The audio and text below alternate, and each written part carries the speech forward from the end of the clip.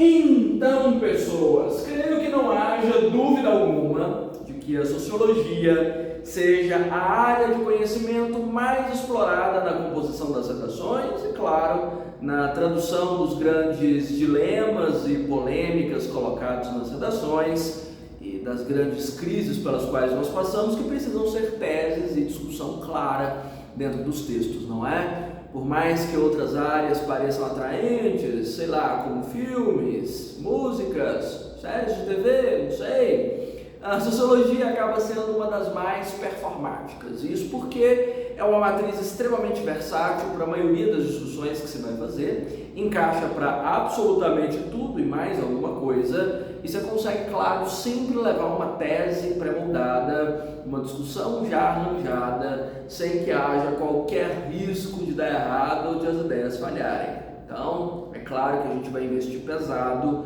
no domínio aí de algumas teses sociológicas para todas as redações. Eu separei para agora um top 5 que eu acredito ser infalível para seja lá o que você for escrever, vai ajudar bastante a você levar material na manga sem se perder na hora de se posicionar dentro dos textos. E claro, dentro desse meu top 5, eu acabei deixando reservado aquele perfil de argumentação que eu não exploro tão profundamente nas aulas, que eu não tenho usado com tanta frequência, mas que, sem dúvida, é uma alternativa para quem não combinou tanto com as ideias já discutidas até aqui. Ou seja, para dar um upgrade aí nos seus conhecimentos sociológicos, na sua percepção de mundo e na construção das teses nas suas redações. Serve só para tese? Não, claro, se você quiser usar isso na argumentação do texto, na abertura do texto, na introdução, tá beleza. Estou dizendo tese aqui porque geralmente é onde usam mais, mas você tem total liberdade de lidar com esse conhecimento por onde você quiser dentro da sua redação. E dentre essas referências que eu acho que eu tenho deixado aí meio abandonadas nos últimos tempos e que merecem mais atenção, está a matriz do Georg Simmel. Georg Simmel faz parte dos grandes teóricos da escola de Chicago, e eu creio que essa escola de Chicago já tenha aparecido aqui nas minhas discussões, porque é uma das principais escolas sociológicas a trabalhar o fenômeno da urbanização, ou seja, como a estrutura de cidade interferiu sobre as pessoas, sobre a organização da vida e sobre a coletividade, né? Sobre o nosso sentimento de coletividade. E o Georg Simmel tem um conceito que eu explorava demais nas minhas aulas e é um pouquinho esquecido nas minhas discussões, sobre atitude blasé, ou, em bom português, indiferença. Já percebeu que nós adotamos uma posição de tanto faz, de foda-se para quase tudo que diz respeito às outras pessoas da nossa vida? É unânime. Nós mal nos damos conta de quem são os nossos vizinhos ou de quais necessidades eles têm. Nós mal compreendemos quais são as pessoas que convivem conosco todos os dias, seja no trabalho, seja na escola, seja trabalhando para nós, inclusive, nos servindo, prestando serviço, nos vendendo coisas ao longo do dia. Nós não nos preocupamos com o estado psicológico ou físico dessas pessoas que nos cercam, mal sabemos o nome que elas têm, que dirá sobrenome, família ou qualquer outro valor. Então, nós criamos dentro dessa construção de sociedade uma não sociedade, um senso de não comunidade. Nós não nos unimos aos outros, embora estejamos cada vez mais perto um dos outros, nessas aglomerações humanas cada vez mais intensas nos centros urbanos. Então, é como se nós estivéssemos naquele grande clichê que já, digamos assim, já esgotou, né? Já saturou, de sermos ilhas cercadas de pessoas ou de estarmos vivendo essa solidão na multidão, no sentido não só de nós sermos isolados pelos outros, mas também de nós não darmos a mínima pelo que os outros querem ou que tipo de interesse ele pode ter por nós. Segundo o próprio Georg Simmel, essa matriz de indiferença que acaba culminando no individualismo muito intenso, intenso em relação ao coletivo, se dá pelo fato de que nessas formações urbanas contemporâneas, nós não mantemos laços em comum com absolutamente ninguém.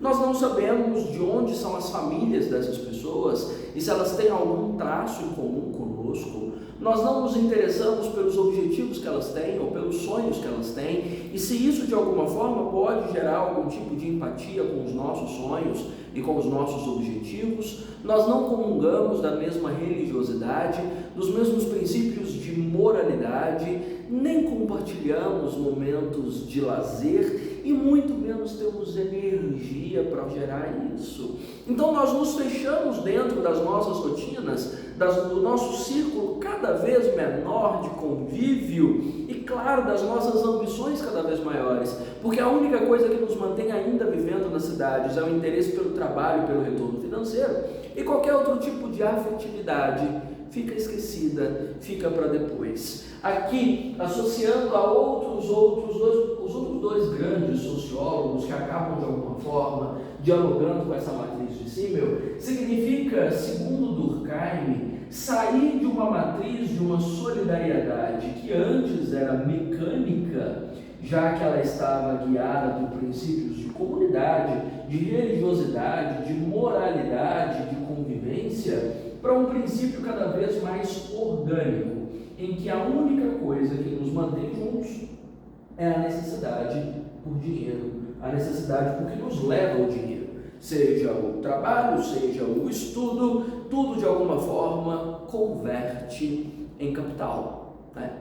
Eu vejo que, por exemplo, dentro da minha própria formação de vida, isso é inquestionável, mesmo que eu viva num centro urbano considerado não tão grande assim. A grande maioria das pessoas com quem eu convivo de domingo a domingo são as pessoas que dizem respeito ao meu circuito de trabalho.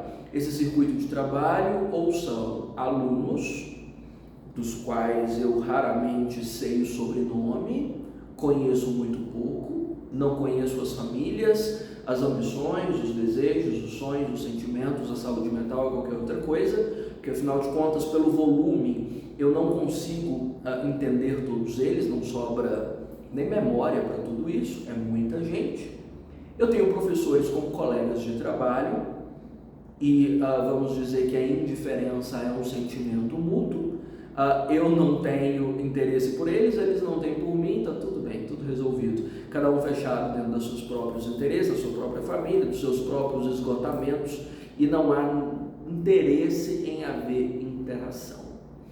E aí, para além disso, as pessoas que participam do meu cotidiano, seja na academia, no mercado, na padaria, na lanchonete, são pessoas também que eu não sei o nome, com as quais eu faço questão de ser gentil, de ser cordial, porque afinal de contas as nossas relações já são endurecidas demais, mas todas essas convivências, se há de perceber, que são convivências obrigatórias, não são escolhas. Eu não escolho necessariamente estar com os meus alunos, é uma necessidade mútua. Eles têm necessidade do trabalho que eu ofereço, assim como você que está me assistindo, eu tenho necessidade deles em todo o retorno financeiro que eles me oferecem. Os colegas de trabalho são mera coincidência da conjuntura urbana, afinal eu estou trabalhando no mesmo espaço que eles, eu sou obrigado a conviver, e dentro da oferta de serviços e produtos dentro da estrutura urbana, são pessoas com as quais também eu sou obrigado a conviver, porque afinal de contas há também um interesse econômico mútuo. Eu interessado no serviço que me prestam, eles interessados na forma como eu posso pagar por esses serviços. Está vendo que tudo que liga o grande tecido que nos costura às outras pessoas enquanto sociedade é um tecido econômico? Não existe ali, nesse processo que eu estou descrevendo para você, nada vinculado à afetividade, à empatia ou a algum tipo de, senso de comunidade mesmo, não tem. Então significa que essa atitude blasé, quando nos coloca dentro desse senso de organicidade, nos traz, claro, um individualismo muito grande, só importa o que eu quero, o que eu preciso dentro das minhas necessidades, e cada um que busque o seu. Afinal de contas, eu nem sei quem são as outras pessoas, para me sensibilizar isso em relação a elas é quase impossível. Aqui, claro, há um processo claro de automação. Nós acabamos criando essas rotinas mecânicas em que nada disso é percebido, né? E uma espécie de, como eu posso dizer, de blindagem emocional. Há muito tempo eu não uso essa expressão e ela é muito própria desse processo. Nós nos blindamos em relação aos outros de forma que ninguém nos comove. Nada nos comove realmente, nem as tragédias, nem as crises dos outros, nem o adoecimento do outro, nem o tipo de necessidade que ele tenha de nós. E essa blindagem emocional é um processo tão perigoso e intenso que nós chegamos ao ponto de certa forma, não perceber quando o outro pede ajuda ou implora por ela, muito menos sentimos necessidades do mínimo, como eu mencionei, de ser gentil com o outro para criar um ambiente amistoso. Afinal, para a maioria das pessoas, por que eu devo ser gentil? Para quê? Para que serve? Eu não tenho nada com essas outras pessoas, eu mal as conheço, eu não tenho que ser gentil coisa nenhuma, para quê? Então, até a abertura para um ambiente mais violento, isso abre uma situação em que todas os padrões da boa convivência, da etiqueta social ou de qualquer outro valor que tornasse a vida em sociedade um pouco mais confortável, vão desaparecendo, de forma que as nossas relações vão se tornando cada vez mais ásperas e a convivência se torna uma obrigação cada vez mais insuportável, porque afinal de contas, as pessoas não são amigáveis, nós menos ainda, tudo é briga, tudo é rixa, nada é negociação.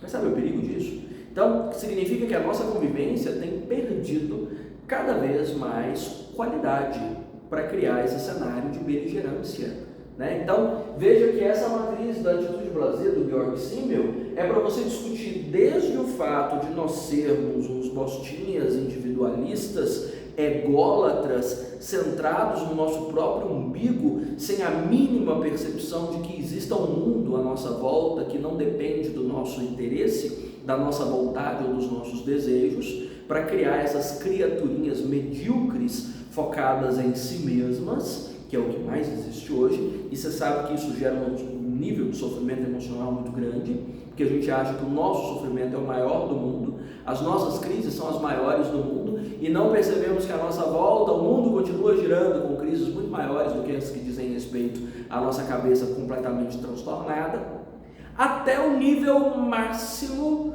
de um cenário de agressividade, de beligerância, de violência e de convivências insustentáveis, num nível em que nós não conseguimos construir nada juntos, o senso de coletividade se perde por completo. Inúmeros teóricos tratam disso. Durkheim comenta sobre essa migração para a solidariedade orgânica, Putnam comenta sobre a perda do capital social, que nós estamos fragilizando cada vez mais e saindo da dimensão de laços mais íntimos, fortes e profundos, para meras conexões rasas, frágeis e facilmente solúveis dentro de um sistema de sociedade cada vez mais efêmero.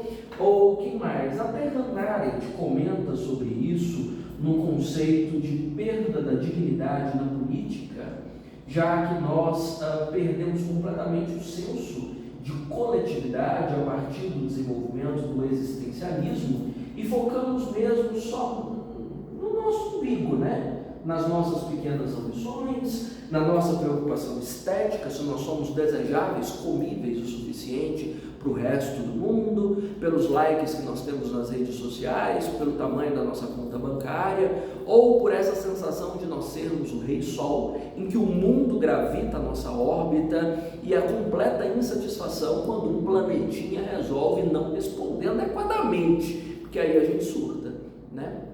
E a gente esquece que é só um grão de areia no infinito, sem limites, né? Em que o planeta, o espaço é composto. Enfim, nós não somos poeira, né? Poeira.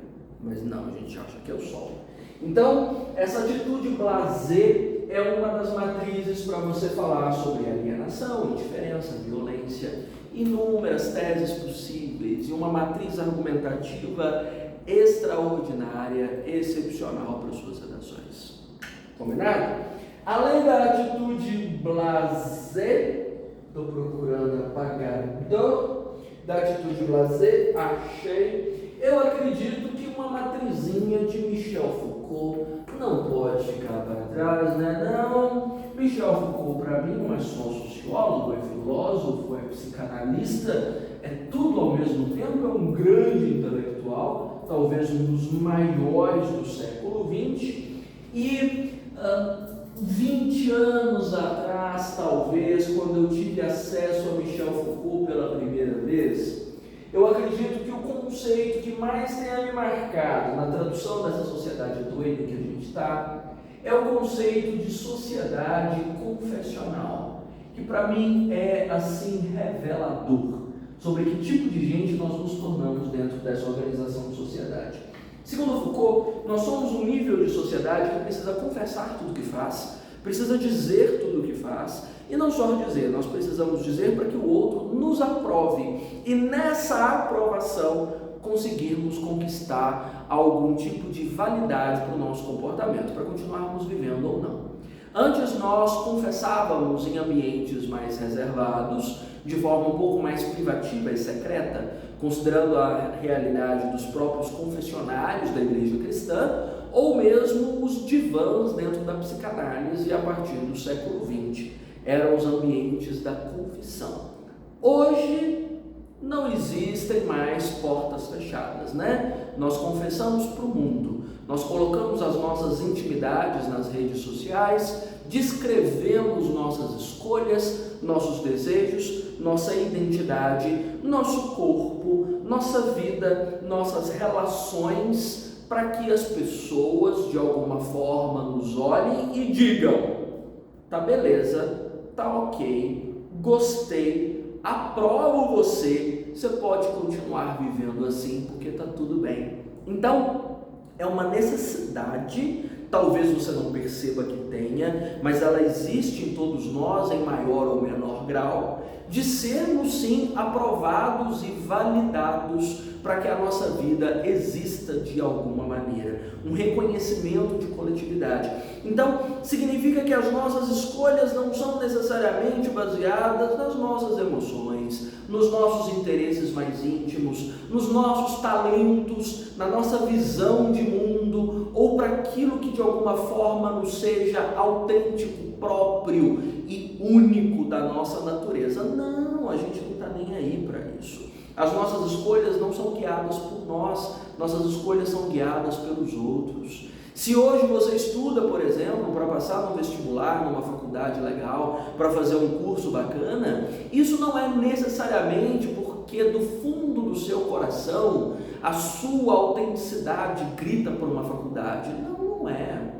Você está estudando porque o grupo em que você está inserido exige que você o faça e vai aprovar a sua vida caso você o faça. E tem aprovado até agora o fato de você estudar para fazer uma faculdade. Da mesma forma, quando nós escolhemos, sei lá, cabelos curtos ou longos, unhas pintadas ou não, cara maquiada ou não, gênero XYZ, enquadrarmos dentro de uma sigla ou fora dela, nós estamos de alguma forma nos validando para o grupo. E imediatamente quando nós fazemos uma determinada escolha ou nos entendemos como um certo indivíduo dentro do grande espetáculo de viver em sociedade, a primeira coisa que a gente tem que fazer é publicar, é tirar a foto, é fazer o textão, é produzir uma série de stories, é produzir uma trend em qualquer rede social para mostrar quem nós somos, quais foram as escolhas que nós fizemos e se essas escolhas estão de acordo com o que o grupo, de uma maneira mais ampla, aceita e concorda para nós continuarmos vivendo. Eu tenho pavor de expor a minha intimidade em público, acho que eu nasci do avesso, mas de toda forma eu sinto que eu ainda tenho necessidade de algum tipo de resposta nesse sentido, no que diz respeito ao meu trabalho. Se as pessoas estão me validando ou não em relação ao que eu fiz ou ao que eu deixei de fazer, se existe alguém que de alguma forma aprove em forma, sei lá, de comentários, de curtidas, de matrículas do meu curso, enfim, de adesão ao trabalho que eu ofereço. Isso é a validação para eu existir. Assim como as minhas roupas, a minha performance de gênero e a minha sexualidade, por exemplo, são colocadas à prova todos os dias pelas ruas ou pelas redes, e de alguma forma eu espero pelo menos não ser julgado, não ser condenado ou apedrejado, porque para que eu exista enquanto indivíduo, eu preciso do reconhecimento ou da mínima aceitação do outro, ou pelo menos que o outro me ignore, me deixe existir e não me condene, que é o que eu mais espero. Então nós ainda precisamos muito disso. Então aí você entende que dos comportamentos mais patológicos que nós desenvolvemos, existe uma carga muito grande que não diz respeito à cabeça fraca nossa, mas que diz respeito a uma pressão social muito grande para que a gente corresponda.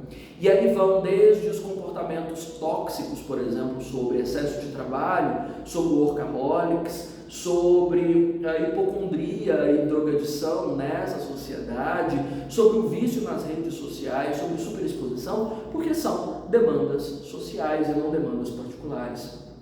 Então nós precisamos dessa validação externa. Outros teóricos têm conceitos parecidos com esse. O próprio Pierre Bourdieu, quase que eu falo Bial aqui, o próprio Pierre Bourdieu comenta sobre hábitos, que é um conceito próximo dessa noção, ou pelo menos dialoga com essa noção, se considerarmos que hábitos é o conjunto de comportamentos que validam o indivíduo dentro de um grupo social, uma idiosincrasia.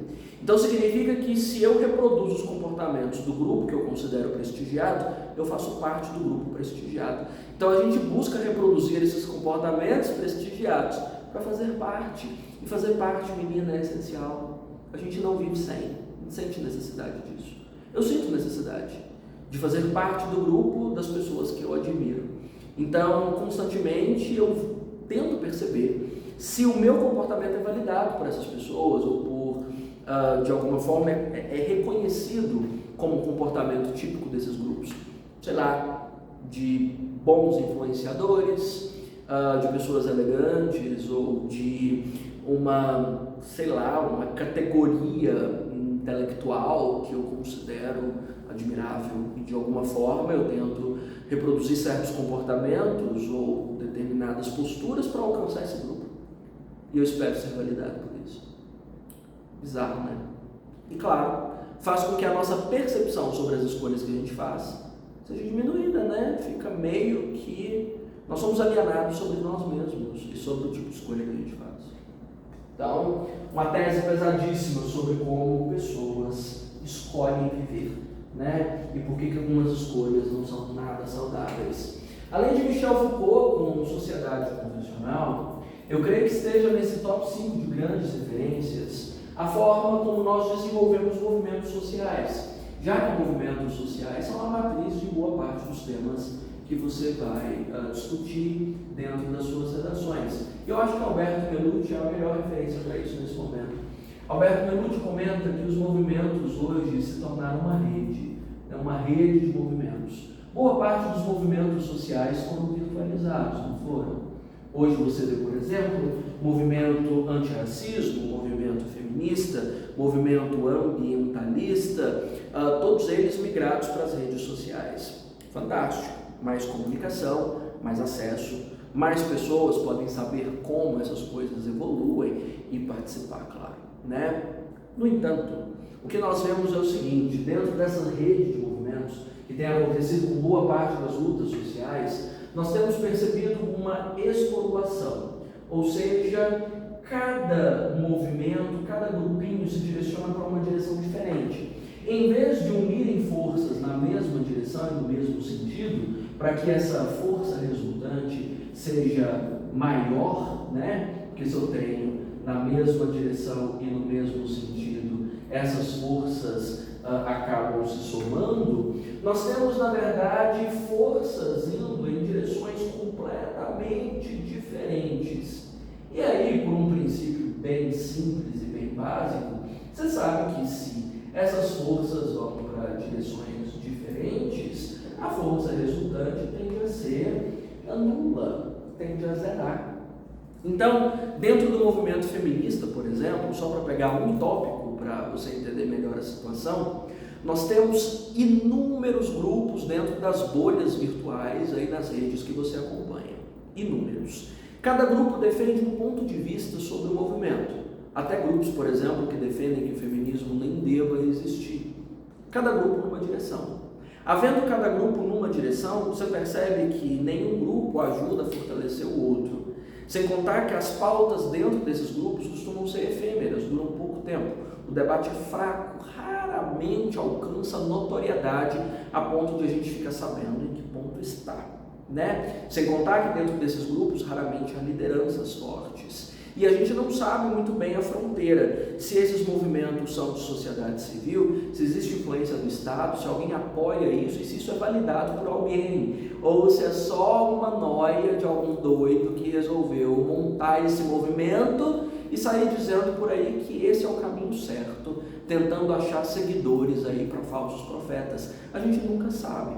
Então isso tem feito com que os movimentos sociais, embora maiores e muito mais comuns, fiquem cada vez mais fracos. Hoje, movimentos antirracismo têm um grande volume, muito maior do que foi nos anos 70 com os Panteras Negras. O movimento é muito maior, no entanto, tem tanta direção, tem tanta gente que é dona de movimento, tem tanta linguagem diferente a respeito do que é antirracismo. Você não conhece nenhuma liderança hoje, como nós conhecemos Angela Davis nos anos 70, ou Martin Luther King, ou Malcolm X. Nós não sabemos de ninguém hoje que seja realmente liderança de um movimento e que possa nos dizer o que é certo fazer, ou que tipo de ideia sustentar. Entre esses movimentos, nós não sabemos se eles estão junto com o governo, contra o governo, ou batalhando dentro do governo, nunca sabemos. Então os movimentos se enfraquecem, se perdem dentro do próprio diálogo e dentro das próprias contradições, as forças se anulam. Ruim, né? Então, isso se associa bastante com a ideia de capilaridade que o Anthony Giddens comenta, dessa superficialidade desses movimentos. Ou seja, nenhum deles se aprofunda, nenhum vai muito além da própria superfície de uma polêmica, de uma treta ou de uma grande comoção. Dentro de pouco tempo desaparece, nada evolui. Tese boa, né? Da efemeridade ou dessa esporulação dos movimentos sociais como fator de enfraquecimento das lutas. E aí, nesse enfraquecimento das lutas, nós vemos todos os problemas aflorando com mais profundidade, matrizes de preconceito que já tinham sido bastante esclarecidas e combatidas, voltando com toda a força, né? Perdas muito grandes. Bom, além dessa rede de movimentos, eu creio que nas matrizes sociológicas ainda seja fundamental, nesse campo político maior, né, para o qual eu estou me direcionando, comentar sobre como a política perdeu o foco, né? Para que a política funciona hoje? Política funciona para resolver os nossos problemas, para lidar de fato com as nossas crises, já que elas estão fora das redes sociais e não servem para treta. Para quê? Eu acredito que boa parte das democracias contemporâneas estão presas à necessidade de agradar as massas e não necessariamente de resolver problemas. E esse agradar às massas está mais afeito à demanda de voto. Então, nós criamos hoje uma categoria nova, vou até criar um termo aqui, um neopopulismo, que já não é mais aquele populismo varguista, né? Nem o populismo peronista lá na sua gênese, Juan Perón, Getúlio Vargas, quase que eu falo aqui um Getúlio Vargas, mas enfim, não tem mais aquela aura, né, que houve naquele período de quase endeusamento da figura política. Acho que isso não temos.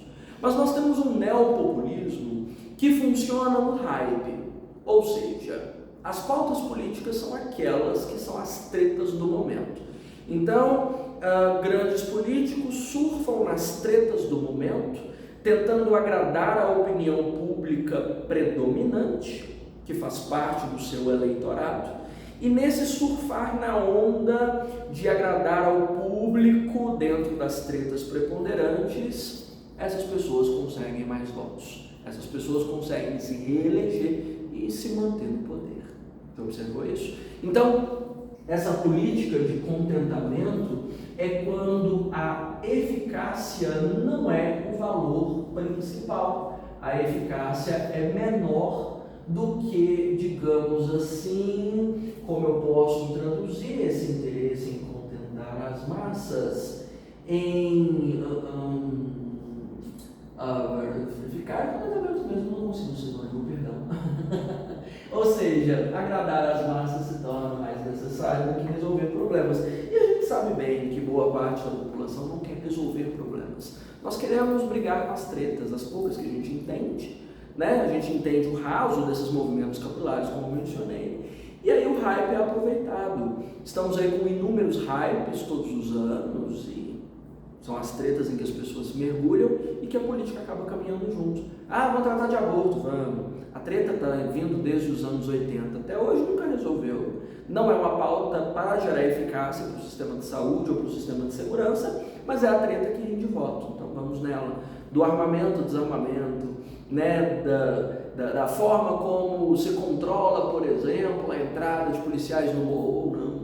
Da forma como se mantém a estética, né, da cidade, do melhoramento das ruas, da arborização, da construção de parques e praças, enfim, isso gera voto. Então, houve uma distorção do eixo de interesse, sabe, da formação democrática mesmo, da formação política democrática, de retirar o eixo de criar um sistema justo, igualitário e eficaz para a vida em sociedade, na estrutura urbana, e deslocar para deixar as pessoas felizes num tempo necessário suficiente para que elas voltem a eleger a mesma chapa. Um pão e circo sem pão, né? Porque o pão falta, mas o circo corre solto.